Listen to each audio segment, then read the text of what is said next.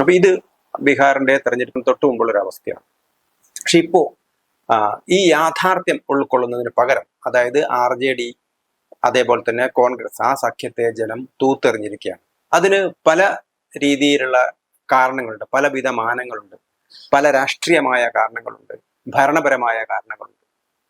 അതിലൊന്ന് BJP നേതൃത്വത്തിന്റെ social engineering അല്ലെങ്കിൽ ഒരു പൊളിറ്റിക്കൽ എഞ്ചിനീയറിംഗ് ആണ്. അതായത് സമൂഹത്തിലെ എല്ലാ വിഭാഗം ജനങ്ങളെയും, അത് ജാതി മാത്രമല്ല സാമൂഹ്യ ശ്രേണിയുടെ എല്ലാ തലത്തിലുള്ള ആളുകളെയും, അതുപോലെ തന്നെ അത് കുട്ടികളായാലും യുവാക്കളായാലും അമ്മമാരായാലും വൃദ്ധരായാലും സമൂഹത്തിലെ മുഴുവൻ ആളുകളെയും ആകർഷിക്കുന്ന അല്ലെങ്കിൽ അവർക്ക് പ്രയോജനപ്രദമായ പദ്ധതികൾ നടപ്പിലാക്കുകയായിരുന്നു നിതീഷ് കുമാർ ചെയ്തിരുന്നത്. അത് അദ്ദേഹം തുടക്കം മുതൽ തന്നെ ചെയ്തിരുന്നു എന്നുള്ളതാണ്. അതായത് 2005 മുതൽ തന്നെ പല വിധത്തിലുള്ള ഭരണ പരിഷ്കാര നടപടികളും അത് സാധാരണക്കാരന്റെ മനസ്സിനെ തൊട്ടുണർത്തുന്ന അല്ലെങ്കിൽ അവരുടെ ആവശ്യങ്ങൾക്ക് അനുസരിച്ചുള്ള നടപടികളായിരുന്നു അദ്ദേഹം കൈക്കൊണ്ടിരുന്നത്.